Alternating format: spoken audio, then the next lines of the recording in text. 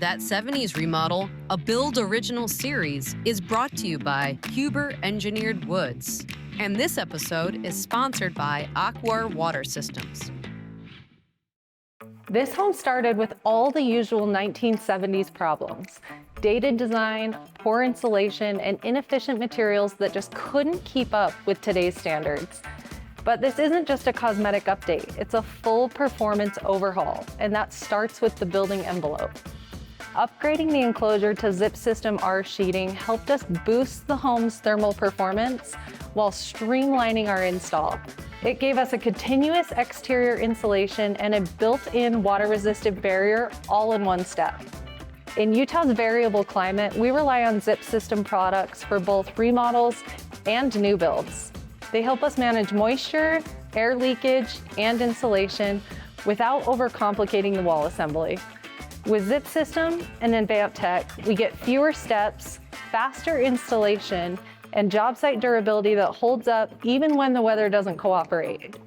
These are trusted brands among top builders for a reason: reliability, performance, and ease of use on real-world job sites. Learn more and check out available rebates at huberwood.com. All right, guys, welcome back to that 70's Remodel. As you can see, we are getting moving here on the exterior. I want to walk you through what we decided to do on the exterior, how we put it together, and how we're coming inside. Let's get going. So as you can remember, when we actually started this project, the house was full brick exterior with some exterior siding material that was made up of applied wood boards over the top of 2 layers of cardboard sheeting that had just been spackled or had a plaster over the top of it.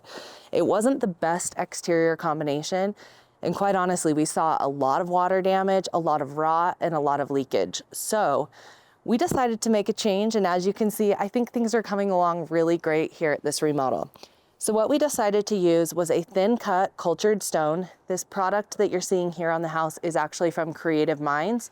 This is a really great stone product, really inexpensive. It came with matching sill pieces. We also have some matching backer pieces for light fixtures. It just worked out really well. Additionally, we chose to go with a white mortar on this. I think that it really blended nice with this stone. It gave us a nice clean look.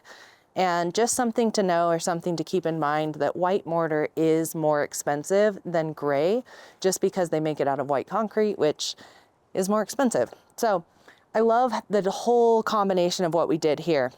Now, we used to have a 4-inch brick ledge down here at the bottom. And when we came through and applied this cultured stone, we were a much thinner surface than what we were with the 4-inch brick ledge. As you can remember, we did come through and add a 1-inch zip R around this house. And so that brought us out about 1.5 inches. And then we have the cultured stone, which is about another 1.5 inches. So we're really only short here on the brick ledge about 1 inch. But what we did was we came through and flashed this really great with our zip liquid flash. We also taped, obviously, all of our zip. But then from there, before the stonemasons put up their wire lath, we came through and applied this metal that we created our own drip flashing. This gave us the opportunity to run the metal up the wall across the top of that foundation ledge, and then it has the kick out here on the bottom. So if any water were to get on the stone, behind the stone, whatever, this is gonna make sure that we get it out and away from the house. So I really love how the stonemason put that together. Then, as far as the rest of our exterior material, we decided to go with a stucco here on this house. Reason being was mostly cost. This homeowner is going to be turning this property into an Airbnb, so it's about 5 minutes away from most of the ski resorts here in Salt Lake City. So this is an amazing property. What we were looking for was low maintenance, durability, and kind of an inexpensive remodel that was gonna last for a long time. So we did decide to come through and do a stucco on this exterior. We added a lot of pop-outs. You can see the one here around the bottom of this column. Additionally, we've got pop-outs around the windows and over the top of our sill, just to give it a nice, clean, really refined look. This stucco, we are using a smoother stucco on this house. We chose not to go with the upgraded Really smooth product. We just kind of did a standard smooth stucco, but this looks really nice and clean. And this is actually just our brown coat. So starting today, the stucco crew is actually going to come through and apply our color coat, which will end up being kind of a light gray on the border of a white. And I think it'll really clean up nicely. Let's go around back. I'm going to show you some of the decks that we added and this really great stair and railing system. Okay, don't mind the mess back here. We actually have everything covered up in plastic so that we can protect it while the stucco crew is doing their work. But what we've got here is we had the carpenters come out and actually frame and build these cedar decks for us. Again, we were trying to go with a product that was high quality, but a bit of a better price point. So that's how we ended up using this material. Now on the exterior railings, here in Salt Lake City, a custom welded metal railing can run you somewhere around $125 a foot up to, well, technically limitless, but the most we've really spent has been about $300 a foot. Now, on a really cost-effective remodel, we didn't want to go that direction because we wanted to try and save some money. So my friends over at Builders First Source actually recommend we use this cinch railing system, which has been really cool. So this railing actually comes in a box. There are a few different post options. You have a flat post or a landing level post here. This is what they call a level rail. Then we have an end post, a rake rail, and another end post. The really cool thing about this product is this rake rail comes assembled flat, and then you just adjust it to whatever angle you need. So you come through and mount the top and bottom brackets here on the post, and then you can attach your rake rail and adjust it to whatever angle you need it to be at. And then the same thing, you attach it into the bottom post here. Once we got the hang of kind of how these went together, they actually assembled really quickly. It's a nice powder coated finish. It feels like it's insanely durable. I would highly recommend this if you're looking to do a really cost-effective railing.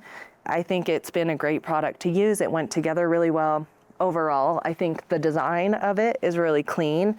They also had these really cool post caps that covered up your bolts that attach to either the concrete or the deck. And overall, I am really happy with how this railing turned out. I think for all in, we have two of these decks. They're both identical on the back of the sliding doors here. The material to build both of these decks was about $2,500. And then it took a crew of 3 guys about a day to build both of them, and they had never seen or used the product before.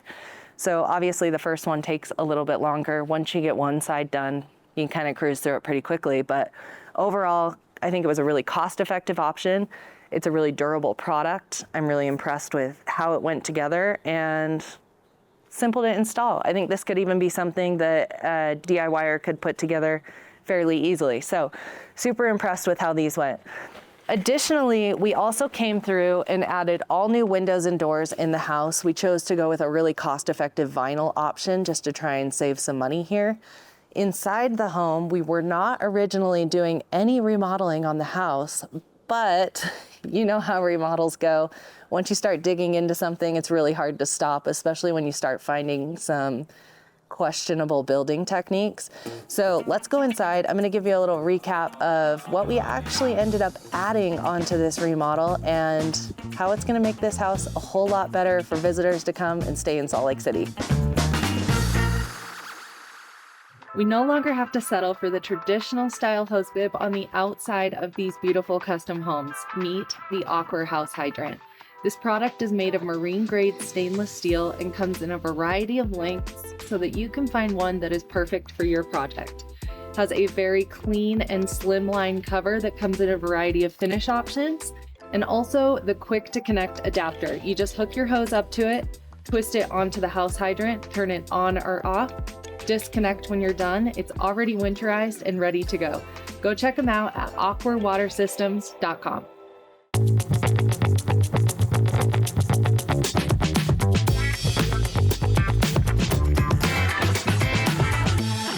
All right, guys, let's start here in the entry. So we did replace all of the exterior doors, the door from the garage to the house, the front door, and the garage man door. We just used a really great fiberglass kind of stock door option. This is a product from Therma-Tru. This came from our friends over at SunPro, actually, and really impressed with just the overall style and quality of the door. I think is a great option, something really simple, really easy, and installed really well. Now the homeowner actually came through and did all of his own trim work in the house, and it looks fantastic. Our painters are coming through now, getting it all touched up for him. Originally, we just had drywall returns with a sill that was over the bottom of all of the windows throughout the house. And he actually came through and made it look really nice. I'm loving this craftsman style that he put in here, and it just cleaned up and looked really cool.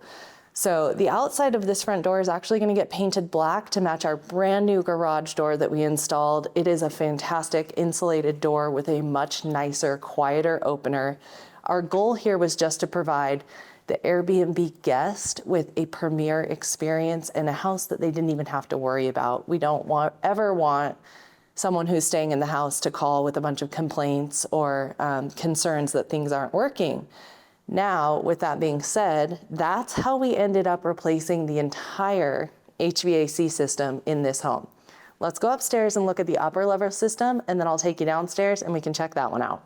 So what we have here is a Trane 95%, 40,000 BTU furnace, and we swapped out the old unit that was kind of a hodgepodge mixture of multiple different systems for this. A few things that we did here that actually made this a whole lot better and a whole lot safer compared to what was here. First off, I want to start off by this pan. You should always have a pan under your furnaces and also a wet sensor in here, just in case something were to happen. We have ourselves covered. Now, additionally, there wasn't ever a drain or anything here for the other furnace that was here. So our plumber actually came through and piped in a drain from the bathroom that we back up to, so that now we have a place for that condensation to actually flow. Before, with the system that was installed in here, whoever had it installed had it pumping up and into the attic, and honestly just dripping out of the soffit, which was an absolute nightmare for the homeowner. So with this furnace now, we have the wet sensor, we have a pan, we also have a drain for the condensate, so we are off to a really good start. Additionally, this is all PVC vented, so we have much smaller and less holes going out of the house. We came through and actually sealed up here from the ceiling into the attic. We were noticing when we were doing our blower door testing that we had quite a lot of leakage that was happening through the ceiling here in this mechanical room. So we came through, we got it all sealed up. So we've also added an ERV here to the system. Now the reason we did that is we came through and installed the Zip R on the outside of the home. We insulated the walls with spray foam. This house is gonna be really, really tight. So it was important for us to bring in fresh air and make sure that we had a healthy home. So adding the ERV made a huge difference there. Now, we also have the insulators have come through and re-insulated our entire attic for us. They've left us our insulation sheet that the inspector will want to see. That just notifies them of exactly what insulation we ended up using in the walls, in the basement, and also in the attic, so that they can make sure that we have adequate insulation. Now, in this case, we actually over-insulated the house to a certain extent. We over-insulated past Utah code by far. But this will help the inspector know kind of what we've decided to use. And then one of the other things that I actually forgot about was after we started doing these furnace systems, we chose to upgrade and give ourselves a variable speed furnace. And so this is actually 96%, not 95. And we did the same thing down in the basement. We also have heat pump, 14 SEER exterior air conditioning units. That's going to give this house air conditioning now. It actually didn't have air conditioning before. It had one unit that was conditioning one level out of the 3 in the home. So now the entire home has air conditioning. It's gonna give that Airbnb guest a lot more comfortable, soothing feel, and they're not gonna have to worry about getting complaints about how the home feels, whether it's not warm enough or it's not cold enough, because we do get both drastic seasons here in Utah. So let's go downstairs. I'm gonna show you how that furnace and that mechanical room worked out and how we were able to take what was already existing and use the same space without doing too much damage to the exterior of the home. All right, guys, so down here in the basement, we replaced the furnace with the exact same unit that we used upstairs, so it is a variable speed, and we did also add a heat pump 14 SEER air conditioning unit outside. We also had a bunch of old B vents and ductwork that were kind of useless at this point. Over the years, different companies had come through and kind of swapped out equipment, and instead of taking ductwork out and patching holes, they just kind of abandoned a bunch of things in the walls of the house. So we pulled out as much of it as we could. We actually do still have one combustion air duct that goes right outside that we've taped up here in the ceiling. The reason we've taped it up currently is because we're getting ready to do our last and final blower door test here on the house. So with that being open, we wanted to get it taped up and sealed so that we could properly test the house. We have kept the old water heater. This is still in good shape. And again, this is a really budget-friendly remodel, so we didn't want to tear this out and replace it. Overall, this has been a really easy and really fun remodel process. However, we did have a little bit of a hiccup halfway through. It's not uncommon for mistakes to happen, and we had a team member who hit the hose bib and actually caused a flood here in the basement. So let me take you over there and show you what happened and how we fixed it, because it's not uncommon that you guys are going to see issues or problems arise on your job sites, but the important thing is how you handle it and move on. So let's go check that out. So when we were sheeting the outside of this house, we actually hit the hose bib, and it was probably 12 hours before we noticed that it was broken and flooded this room. So the hose bib to the exterior on the front of the house is actually located right here. When we came in and noticed the water damage, we were able to shut the water off and get in there and repair that. The hose bib was actually just pressure fitted onto copper, was not properly soldered, and it was just a mistake waiting to happen. I think a kid hooking up a hose to that hose bib could have caused the same damage. So luckily, we were able to come through, replace it, get it connected properly, so now they won't have that problem again. But that's a mistake that happened that we had to take care of out of our pocket. So instead of just patching up everything, what we did was we actually came through and obviously tore out the carpet, tore out the pad, threw that away, and then we just placed fans down here for about 2 weeks to try and dry everything out. Now, I am kind of a freak when it comes to water. I am incredibly terrified of it. Water is the #1 killer of our buildings. So we actually ended up tearing out all of this drywall that was damaged from the water. So across the ceiling, this wall, this other wall behind me, and then a piece of the closet over here because it had kind of ran all the way through. We felt that it was better to just tear that out and replace it entirely. So drywall crew came through, redid this. We have the painters just getting ready to start painting this space down here. And then I'll get the carpet crew out to replace the carpet down in this bedroom. So mistakes do happen, you guys, and even the best of contractors can't prevent every single mistake from happening. This was something that, like I said, could have literally been bumped by a kid and probably would have had the same issue. But the thing we did was to make it right, fix the space up as if we were to remodel it right from the beginning, and make sure that the clients have no problems with this in the future. So super important just to make sure that you're keeping an eye on your projects every day. I think that was a really good lesson learned for myself. I find myself in a hurry quite a bit and running in and out of my job sites throughout the day. And I think this was a good lesson just to kind of take a step back and make sure that you're walking through and checking your entire projects in and out, even in spaces that you weren't going to be doing any work in, just in case something like this does happen so that you can prevent it in the future. So that's how we solved this problem. And the homeowner is really happy with the fact that we've come through and fixed it up and made it right. And that just comes out of our pocket, and it's something that is a lesson learned. So interesting, but I want to take you guys outside now, show you the last few things that we've got to wrap up. Let's go outside. Okay guys, so we have got everything just about ready to wrap up over here at that 70's remodel. I cannot wait to show you this when we are all done and complete. A few other pieces that I forgot to mention earlier, we did come through and replace all the soffit and fascia material. We will be installing all brand new rain gutters and downspouts. And overall, this is gonna look like a totally different house than when we saw it originally. So just to recap, the budget here on this project was $200,000. We have increased that budget slightly to account for our brand new HVAC systems. We also upgraded the main service, the main power service to the house in order to accommodate 2 new air conditioning condensers.